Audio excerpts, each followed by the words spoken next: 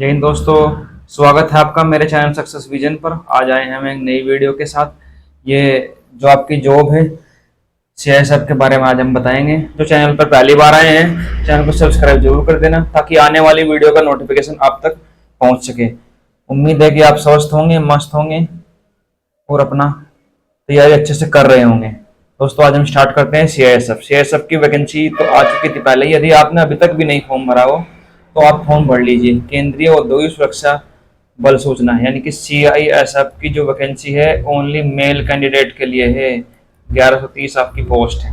ठीक है बच्चों, केंद्रीय औद्योगिक सुरक्षा बल, इसके बारे में हम बताएंगे। ऑनलाइन आवेदन पर की तारीख जो है स्टार्ट ये है, आप चेक कर लीजिए। और इसके बाद इसकी लास्ट डेट जो है मेन है 30 सितंबर। अगर किसी ने अभी तक फॉर्म नहीं भरा तो आप इसका फॉर्म भर दीजिए जल्दी से जल्दी, कहीं आप देरी ना हो जाए फॉर्म भरने में। सबसे पहले बात करते हैं केंद्रीय औद्योगिक सुरक्षा बल का जो पे लेवल है, यस इतना है इसका। सेंट्रल गवर्नमेंट की नौकरी है, कर्मचारियों को समय समय पर, इसका मतलब बेसिक पे है इतना है, और बाकी अन्य भत्ते भी समय समय पर आपको मिलते रहेंगे। भारतीय पुरुष नागरिक, मतलब नागरिक होने चाहिए, सिर्फ पुरुषों के लिए ये वैकेंसी है। उसके बाद इसने कहा गया है कि आमंत्रित किए जाते हैं ऑनलाइन। ऑनलाइन आप फॉर्म भर सकते हैं। उनकी नियुक्ति होने पर केंद्रीय औद्योगिक सुरक्षा अधिनियम के साथ साथ केंद्रीय सिविल बल के अन्य सदस्यों के लिए समय समय पर लागू किए गए अधिनियमों द्वारा अधिशासित होंगे। मतलब उस टाइम टाइम पर नियम बदलते रहेंगे, आपका भत्ते वेतन बढ़ते रहेंगे। इस तरीके से डीए लागू होता है, एक साल में 2 बार होता है, तो इसी प्रकार से आपकी सैलरी बढ़ती रहेगी। इसने कहा कि राष्ट्रीय पेंशन प्रणाली नामक परिभाषित अंशदायी पेंशन, यानी कि इसमें पुरानी पेंशन नहीं है, 2004 के बाद में जो बाद वाली पेंशन लागू की गई है वही आपको मिलेगी। इसका नाम है एनपीएस। ठीक है बच्चों, ऑनलाइन पत्रों को केवल ऑनलाइन माध्यम से स्वीकार किया जाएगा। शारीरिक दक्षता परीक्षा पहले आपकी पीईटी होगी, उसके बाद शारीरिक मानक परीक्षण पीएसटी, फिर डॉक्यूमेंट वेरिफिकेशन होगा। डॉक्यूमेंट वेरिफिकेशन पहले हो रहा है, देख लेना। आप लिखित परीक्षा होगी उसके बाद, ठीक है। फिर आपका मेडिकल होगा बच्चों। उसके बाद देख लिया, सबसे पहले तो इसमें बताया कि पीईटी, उसके बाद होगा आपका पीएसटी, ठीक है। फिजिकल एग्जामिनेशन टेस्ट, उसके बाद फिजिकल स्टैंडर्ड टेस्ट, आपका शारीरिक मापजोक जो होती है उसमें। फिर होगा आपका डीवी डॉक्यूमेंट वेरिफिकेशन, फिर होगी आपका रिटर्न, फिर होगा आपका मेडिकल। ठीक है, ये इसका प्रोसेस इस प्रकार से। ओएमआर कंप्यूटर आधारित प्रशिक्षण सीबीटी मोड के अंतर्गत लिखित परीक्षा केवल हिंदी या अंग्रेजी भाषाओं में होगी। मतलब 2 भाषाओं में आपकी जो परीक्षा होगी, हिंदी या इंग्लिश में, आप कुछ भी कर सकते हैं, आपको चूज करना है, उसमें दोनों भाषाएं आएंगी वहां पर। सत्यापन मूल प्रमाण पत्रों का दस्तावेज के माध्यम से सत्यापन समय किया जाएगा, यानी कि जब आपके नंबर आ जाएगा उस समय आपके ओरिजिनल डॉक्यूमेंट्स चेक किए जाएंगे। मानदंड के समय भी चेक किए जाएंगे, ये रहा, और बाद में चेक किए जाएंगे। वे भर्ती जो पीईटी पीएसटी और डॉक्यूमेंट वेरिफिकेशन लिखित परीक्षा में अर्हता प्राप्त कर लेते हैं, यानी कि सिलेक्ट हो जाते हैं, उन्हें विस्तृत मेडिकल के लिए बुलाया जाएगा। ठीक है, उनकी छठवीं जो हो लिखित परीक्षा, यानी कि मेरिट जो आपकी लगेगी वो लिखित परीक्षा के आधार पर लगेगी आपकी मेरिट। ठीक है, ये देख लीजिए। और इसने कहा कि 2 गुना बच्चे बुलाए जाएंगे। सपोज करो 1130 वैकेंसी हैं तो आप 2260 बच्चे मान सकते हैं कि आप वहां पर बुलाएंगे बाद में मेडिकल के लिए। पीईटी डॉक्यूमेंट वेरिफिकेशन, वही कह रखा है इन्होंने कि आपको जो एक फॉर्म है स्टेट वाइज भरना है। आप जिस भी स्टेट से है वैकेंसी आप देख लीजिए। बाकी आप अगर स्टेट में फॉर्म भरते हैं तो आप वहां पर जनरल में जाएंगे। आपके स्टेट में अगर आप ओबीसी में हैं तो उसी कैटेगरी वाइज आपको छूट मिलेगी। और इसने ये कहा कि जो मेरिट लगेगी बाद में वो भी कैटेगरी वाइज आपके स्टेट के अकॉर्डिंग लगेगी। विभिन्न राज्यों केंद्र शासित प्रदेशों में उपलब्ध रिक्तियों के अनुसार वही बताया है जो इसके भरा जाएगा। बाकी जो नक्सलवाद प्रभावित वाले क्षेत्रों में सीटें हैं वो उन्हीं के लिए रिजर्व हैं। नक्सलवाद क्या है आगे बता रखा है इन्होंने। चयनित किए गए अभ्यर्थियों को चिकित्सा परीक्षण गृह मंत्रालय के इतने इतने उसके द्वारा किया जाएगा। ये आप पढ़ सकते हैं, जो जरूरी बातें हैं वो बताऊंगा मैं आपको। परीक्षा के सभी चरणों के लिए प्रवेश पत्र केवल ऑनलाइन माध्यम से सीआईएसएफ की वेबसाइट, यानी कि जो इसकी वेबसाइट है ना, ये इस पे आप आमंत्रित किए जाएंगे। ठीक है बच्चों, ध्यान से देख लीजिए। भर्ती के किसी चरण के लिए प्रवेश पत्र किया जाना अंतिम चयन नहीं होगा, यानी कि आपको अगर फिजिकल के लिए आपका एडमिट कार्ड जारी होगा तो वो लास्ट नहीं है, उसके बाद भी बहुत सारे पोर्शन होते हैं भर्ती के। वेतनमान जो इसका बेसिक पे है, ये बेसिक पे है, इसके अलावा और भी भत्ते मिलते हैं आपको। आप इंडियन होने चाहिए, आप ये देख लीजिए किस किस जगह पर वैकेंसी है। ठीक है, ये आप चेक कर लेना, और जिस भी आप स्टेट से बिलोंग करते हैं अपने स्टेट को देख लेना। मैं यहाँ बात करता हूँ उत्तर प्रदेश और उत्तराखंड की। उत्तर प्रदेश में 108 सीटें हैं, उत्तराखंड में 5 सीटें हैं। टोटल जो आपकी पोस्ट है 1130 है। आप चेक कर लीजिए इस पोस्ट को सभी को। ठीक है बच्चों, रिक्तियां संभावित हैं और प्रशासनिक कारणों से भर्ती प्रक्रिया के दौरान किसी समय घट या बढ़ भी सकती हैं, यानी कि ये बढ़ भी सकती हैं और घट भी सकती हैं, वो उनके ऊपर डिपेंड करता है। 10% जो है भूतपूर्व सैनिक के लिए रिजर्व है, क्योंकि रिक्तियों का राज्य प्रदेश के अनुसार चिन्हित किया जाएगा गया है। मतलब जो आपके सपोज करो उत्तराखंड से 5 वैकेंसी दी गई है, उत्तर प्रदेश की 140 वैकेंसी दी गई है, उन्हें चिन्हित करते पास बोर्ड के पास भेज दिया गया है और निकाली गई। इस वजह से ये घट और बढ़ भी सकती हैं। अभ्यर्थी को अपने आवेदन पत्र को बहुत ही सावधानी से भरना चाहिए, यानी कि बहुत ध्यानपूर्वक भरना है आपको। ठीक है, एक बार ये पढ़ लेते हैं। चूंकि रिक्तियों को राज्यों ओब्लिक संघ शासित प्रदेश के अनुसार चिन्हित किया गया है, अतः अभ्यर्थी को दस्तावेज सत्यापन के समय उनके द्वारा ऑनलाइन पत्र के में दर्शाए गए राज्य, यानी कि जो आप राज्य वहां पर भरोगे प्रस्तुत करना अपेक्षित है। वहां पर दिखाना भी, उसका मूल निवास आपके पास होना चाहिए। ऐसा ना किया जाए कि उनकी पात्रता रद्द कर दी जाए। आप कहीं और से हो, भरा आपने कुछ और हो, तो आपकी पात्रता रद्द कर दी जाएगी और उन्हें भर्ती के अगले चरण की अनुमति नहीं दी जाएगी। शुरू में ही आपका डॉक्यूमेंट चेक के लिए जाएंगे फिजिकल स्टैंडर्ड टाइम के समय ही, तो वहीं से आपको आगे निकाल दिया जाएगा, बाहर निकाल दिया जाएगा, क्योंकि गलत इन्फॉर्मेशन आपने दी। यदि एक अभ्यर्थी का ऑनलाइन पत्र उल्लिखित राज्यों के अलावा किसी अन्य राज्य द्वारा जारी अधिशासी राज्य स्थायी आवास प्रमाण पत्र प्रस्तुत करता है, तो उसके दस्तावेज सत्यापन के समय राज्य परिवर्तन की अनुमति नहीं दी जाएगी। यानी कि आप जिस भी स्टेट को भरोगे उसके मूल निवासी होने चाहिए, पहली बात। और आपकी जो प्रेफरेंस वो चेंज नहीं की जाएगी उस समय। कभी आप कहने लगो कि वहां पर मैं उत्तर प्रदेश में फॉर्म भर लूंगा, रहने वाला असम का हूं, ऐसा नहीं है। नियुक्ति के लिए चयनित अभ्यर्थियों को भारत तथा बाहर का रहने वाला, ये पढ़ लीजिए, कोई ऐसी बात नहीं है। आयु कद सीमा में पूरा करते हो, मतलब जनरल और ओबीसी वगैरह के लिए छूट है यहाँ पर, जनरल के लिए कोई छूट नहीं होती। बाकी एसटी एसटी को यहाँ पर छूट होती है, एक्समैन को। कोई प्रतीक्षा आरक्षित सूची तैयार नहीं की जाएगी, मतलब कोई भी वेटिंग लिस्ट नहीं लगेगी। जो भी लिस्ट होगी आपकी वही फाइनल होगी। शैक्षिक अर्हता, अभ्यर्थी को ऑनलाइन आवेदन पत्र प्राप्त करने की अंतिम तिथि को अथवा उससे पहले विज्ञान विषय के साथ मान्यता प्राप्त, यानी कि देख लीजिए आप साइंस मांग रखी है, मान्यता प्राप्त बोर्ड विश्वविद्यालय से 12वीं कक्षा का पास होना जरूरी है। आपके समकक्ष हाई स्कूल की हो या अपना आईटीआई की हो, मतलब समकक्ष होना चाहिए इसके। सबसे पहले आपकी 12वीं होनी चाहिए। ठीक है, पीसीएम से, ये देख लीजिए विज्ञान विषय के साथ, या फिर पीसीबी भी चल जाती है, विज्ञान विषय तो है ही ना। उसके बाद आयु सीमा, ऑनलाइन आवेदन प्राप्त करने की अंतिम तिथि, ये है आपकी अंतिम तिथि 18 से 23 वर्ष है आपकी। बाकी कैटेगरी के अकॉर्डिंग आपको छूट है। इस के बीच में मांगेंगे ये 1 अक्टूबर 2001 से 30 सितंबर 2006 के बीच में होनी चाहिए आपकी एज लिमिट। बाकी कैटेगरी के अकॉर्डिंग आप छोड़ दे सकते हैं। एससी एसटी को 5 वर्ष है, ओबीसी को 3 वर्ष है। यदि आपका कैटेगरी सर्टिफिकेट है, ओबीसी का आप ध्यान एक दीजिए कि पहले स्टेट का ओबीसी सर्टिफिकेट बना होना चाहिए, सभी सेंटर वाला बनता है। ये इन्हें इस प्रकार से छूट है, आप पढ़ लेना जो दंगे वाले हैं 2002 के। अभ्यर्थी को यह नोट करना चाहिए केवल मैट्रिक क्वालिफिकेशन सेकेंडरी स्कूल परीक्षा प्रमाण पत्र में ही दर्ज की गई जन्म तिथि और नाम को ही आयु के नाम पर आधारित करने का स्वीकार किया जाएगा। जन्म तिथि यानी कि जो आपके हाई स्कूल में नाम और डेट ऑफ बर्थ है उसी के अकॉर्डिंग मैच करेंगे। भूतपूर्व सैनिक, अपने पुनर्रोजगार के लिए भूतपूर्व सैनिक के बारे में दे रखा है, जो एक्स सर्विसमैन जॉब करके आए हैं पहले। ठीक है, ये 6.5 पढ़ लेते हैं। आयु सीमा में छूट के बारे में है। तीनों सशस्त्र बलों, यानी कि जो हमारे 3 सशस्त्र बल उसमें आप काम करके आए तो छूट मिलेगी आपको सब। उसके भूतपूर्व सैनिक से तात्पर्य क्या है? इसने भारतीय संघ की नियमक थल सेना, नौसेना और वायुसेना में चाहे वह किसी रैंक पर हो, चाहे तो वर्दीधारी हो या फिर ऑफिस वाली जॉब की हो, उसे हम भूतपूर्व सैनिक मानते हैं। ठीक है, हाँ तो ध्यान से देख लीजिए बच्चों, ये बहुत ही अच्छी वैकेंसी है, इसके लिए आप टाइम मत गवाइए।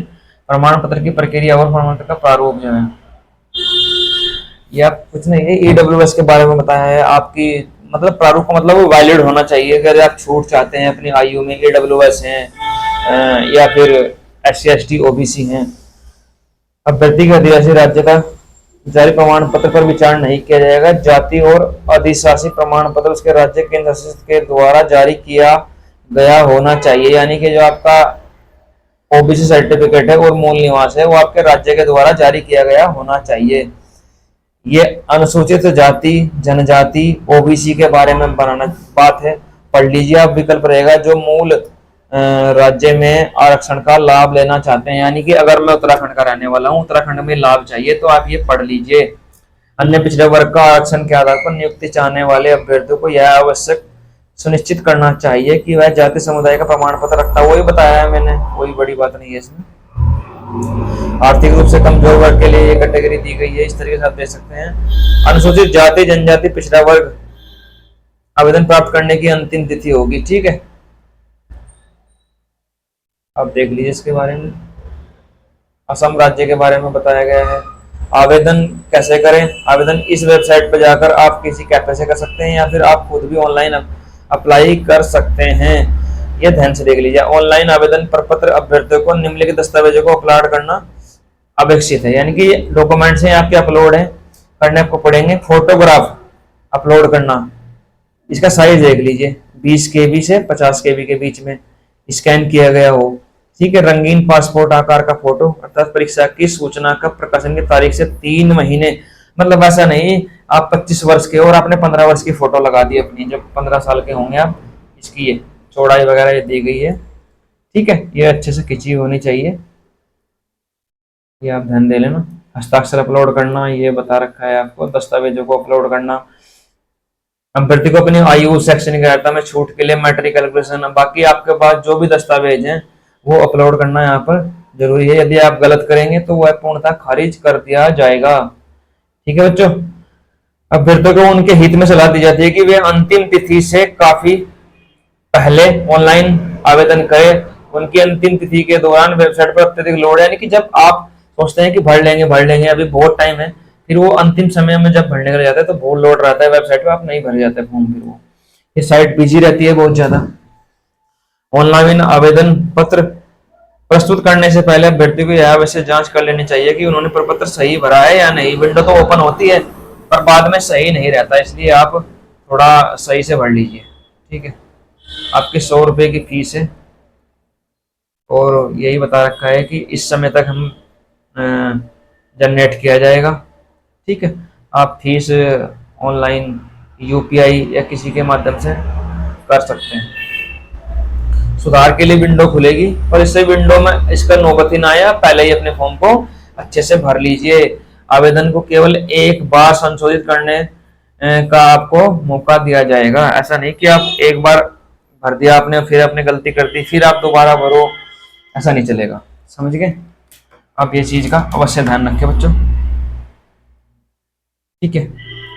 उसके बाद परीक्षा में प्रवेश, वे सभी अभ्यर्थी जो इस विज्ञापन के जवाब में अंतिम तिथि के समय आवेदन करना चाहते हैं, जिनको आवेदन के अंतिम रूप से ये पढ़ लीजिए। आपको फिजिकल स्टैंडर्ड के बारे में बताया है, इसमें कोई जैसा कुछ है नहीं।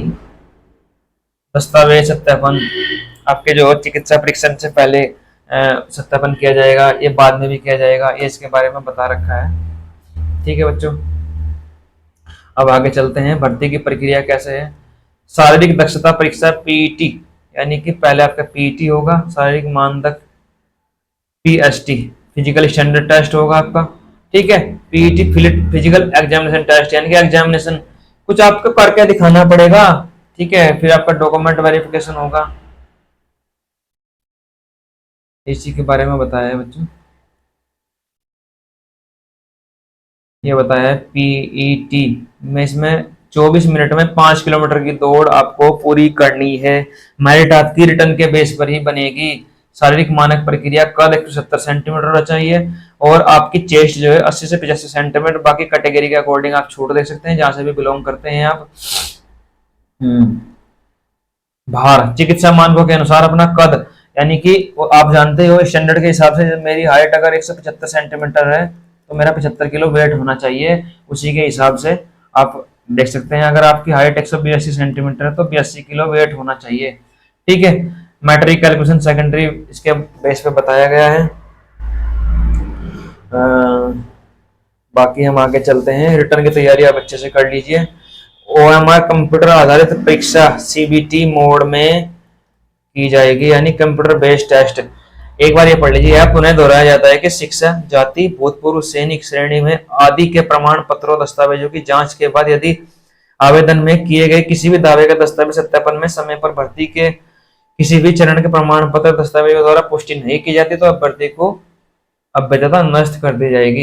यानी कि आप अगर गलत भरते हैं या आपने कुछ फॉर्म में फिलअप कर रखा है और वहां पे आपको नहीं मिलता हो, सपोज कि आपने ओबीसी भर रखा है ऐसे, तो और आप वहां ओबीसी का प्रमाण पत्र लेकर नहीं गए या आप एनसीएल में नहीं आते तो आप जनरल में काउंट किए जाएंगे। ये आपका रिटर्न है, ये रिटर्न के 4 पोर्शन है, आप देख सकते हैं। सामान्य बुद्धिमत्ता रख सकते हैं, यानी कि रीजनिंग, रीजनिंग जो आपके 25 नंबर की है, अधिकतम अंक 25 है आपके। सामान्य जागरूकता आपकी जीके 25 नंबर की है।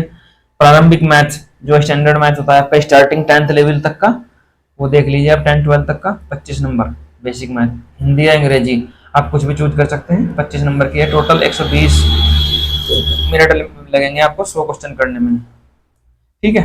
तो ये वस्तुनिष्ठ प्रकार की होगी। ये परीक्षा की तिथियां सूचना आप इसे चेक कर सकते हैं बार बार। उसके बाद लिखित परीक्षा के प्रश्न पत्र 12वीं विषय विज्ञान विषय स्तर के होंगे, यानी कि जो आपके प्रश्न होंगे वो 12वीं लेवल तक के आएंगे, आप पढ़ लेना इसके बारे में, ठीक है बच्चों। सभी अभ्यर्थियों को पहचान लिखित परीक्षा पीईटी डॉक्यूमेंट वेरिफिकेशन समय पंजीकृत बायोमेट्रिक प्रणाली के साथ सत्यापित की जाएगी। आप बायोमेट्रिक भी होगा आपका और उसके साथ सत्यापन किया जाएगा। चिकित्सा परीक्षण, इसमें यही कहा है कि जब चिकित्सा परीक्षण के लिए हम क्या करेंगे, चयन करेंगे तो 2 गुना बच्चों को बुलाया जाएगा। 2 गुना बच्चों का मतलब 2260 बच्चों को बुलाया जाएगा, 1130 की जो वैकेंसी है आपकी उसके सापेक्ष, ठीक है। विषय वस्तु, स्थान, आकार, कोई टैटू वगैरह ना हो, इससे कम का होना चाहिए। चयन की प्रक्रिया, लिखित परीक्षा में ओबीसी को ये देख लीजिए ओएमआर शीट में प्राप्त करने के लिए ईडब्ल्यूएस भूतपूर्व सैनिक को इतने, और अन्य पिछड़ा वर्ग, अनुसूचित जनजाति एसटी को इतना चाहिए आपको। मेरिट लिस्ट पीईटी, ये सब होने के बाद में चिकित्सा परीक्षा पूरे होने के बाद में राज्य केंद्र शासित प्रदेशों में आवंटित रिक्तियों के संख्या के आधार पर प्रत्येक राज्य केंद्र शासित प्रदेश के संबंध में राज्य और श्रेणीवार मेरिट सूचना अर्थात अनारक्षित, अनुसूचित जाति, अनुसूचित जनजाति, अन्य पिछड़ा वर्ग, ईडब्ल्यूएस और ईएसएम, ये देख लीजिए ईएसएम का मतलब होता है एक्स सर्विसमैन, ठीक है। अलग अलग तैयार की जाएगी राज्य के अकॉर्डिंग, जनरल की, ओबीसी की, एससी एसटी की, जिस हिसाब से आपकी कैटेगरी के हिसाब से पोस्ट आई है, ये एक्स सर्विसमैन की पोस्ट होंगे तो उस हिसाब से आपको आपकी कैटेगरी हिसाब से आपकी मेरिट लगेगी। ये आप पढ़ लेना थोड़ा सा ध्यान से, ज्यादा कुछ नहीं है इसमें। अंतिम परिणाम से सबकी वेबसाइट पर ही जारी किया जाएगा, ऐसा नहीं कि नोटिस बोर्ड पर चस्पा करें और आप वहां पर देखने जाएंगे, आप ऑनलाइन चेक कर सकते हैं बच्चों। चिकित्सा परीक्षण में फिर वही बताया 2 गुना बच्चे बार बार, इसका मतलब होता है विवरणी का, इसे आप ध्यान से पढ़ लेना। विवरणी का वो महत्वपूर्ण निर्देश है, एक में पढ़ देता हूँ। आवेदन करने से पहले अभ्यर्थी को परीक्षा की सूचना में दिए गए निर्देशों को बहुत सावधानी से पढ़ना चाहिए, यानी कि सभी निर्देश आप ध्यान से पढ़ लेना, कभी कोई गलती हो जाए, ठीक है। आप वेबसाइट से डाउनलोड कर सकते हैं इस विज्ञप्ति को। दिव्यांग जो है व्यक्ति पात्र नहीं है इस चीज के लिए, होगी फोर्स की जो दिव्यांग तो पात्र होंगे ही नहीं इसमें। 100 रुपए आपकी फीस है, ठीक है बच्चों। उसके बाद हम चलते हैं आगे, ये पढ़ लेते हैं। तिथि नहीं हुई अभ्यर्थी अपनी जन्म तिथि के प्रमाण पत्र के अतिरिक्त मूल प्रमाण पत्र लाना होगा। यदि आपकी कहीं पहचान नहीं हो रही तो आपको कोई एक्स्ट्रा सर्टिफिकेट होना, जैसे कि जन्म प्रमाण पत्र होना चाहिए आपके पास। वैसे तो आपकी जो 10th लेवल की जो वैकेंसी है, 10th लेवल की जो मार्कशीट है उससे ही आप वो किया जाएगा वेरीफाई उसको, इसे आप पढ़ लीजिए। शक्तिवर्धक दवा कैप्सूल वगैरह का प्रयोग मत कीजिए जब आप फिजिकल में दौड़े, थोड़ी सी तैयारी आप पहले से ही कर लीजिए बच्चों। दलालों से सावधान रहे, कोई कहेगा आपको कितने पैसे देके मैं ये करा दूंगा वो करा दूंगा, कुछ नहीं है बच्चों, अपनी मेहनत पर विश्वास रखो। और अब बस इसी के बाद मैं कहूंगा कि अपनी ये बताया गया है कि ऑनलाइन आवेदन पत्र भरने के लिए कितनी केबी की आपको फोटो होनी चाहिए, आपका सिग्नेचर कैसा होना चाहिए वो ऊपर भी बताया गया है मैंने, ठीक है। ये आप निर्देश ध्यान से पढ़ लेना। ये भी शुल्क आपका जो फीस जमा की जाएगी वो ऑनलाइन मोड में जमा होगी फीस, ठीक है बच्चों। ये बताया गया है, थोड़ा सा ये भी पढ़ लेना आप इसके बारे में। देखते हैं अगर हम थोड़ा आगे चल के लास्ट, ये आंध्र प्रदेश जिलों की संख्या उसके बारे में बताया गया है स्टेट लेवल के, ठीक है बच्चों। उम्मीद है कि आप अच्छे से तैयारी कर रहे होंगे अपनी और लगे रहे तैयारी में। बहुत अच्छी वैकेंसी है, बहुत अच्छी जॉब है। यदि वीडियो अच्छी लगी हो तो लाइक शेयर सब्सक्राइब जरूर कर देना, ताकि आने वाली वीडियो का नोटिफिकेशन आप तक पहुंच सके। जय हिंद, जय भारत।